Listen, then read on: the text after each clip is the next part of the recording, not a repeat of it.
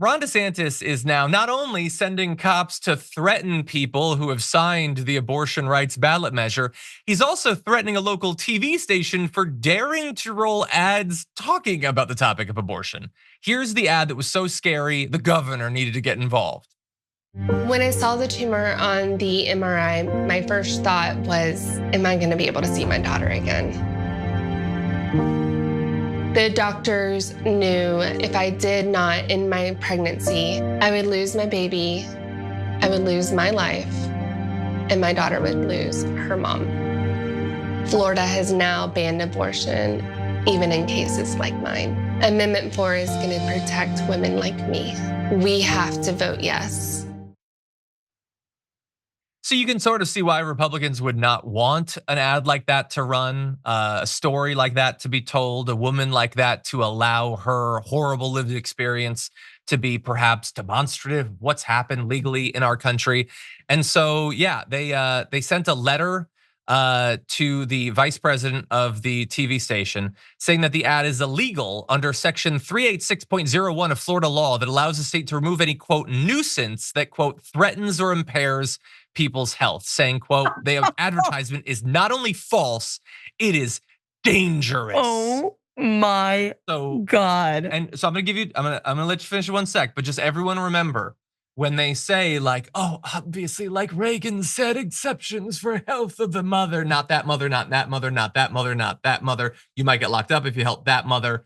These exceptions are good for absolutely nothing by design. What do you think? I mean, this is the most fragile Florida government I think we've ever seen. This is all their laws are predicated on, right? The Stop Woke Act and the book bans are all based on the idea that a student might learn about history and feel bad, which I would argue many of them don't. They're like more concerned about flavors of Jolly Ranchers, but also like, why are you just concerned with people's own fragility versus the actual lasting impact of the thing you're talking about? In this case, the nuisance and the threatening or impairing people's health isn't a woman being denied abortion care when she had a brain tumor, but the idea that someone would hear about it. Could you stop talking about like how you needed an abortion? Because that's a nuisance to my health. Like it's so sick, John. And yet, let's be real. You and I started doing this together during the pandemic. We watched as red states like Florida, but specifically Florida, would allow their citizens to die en masse, not providing them with most basic protections, calling it all a hoax, calling it a Democratic plot, calling it whatever you needed to call it. And thousands, hundreds of thousands died in Florida and around this country.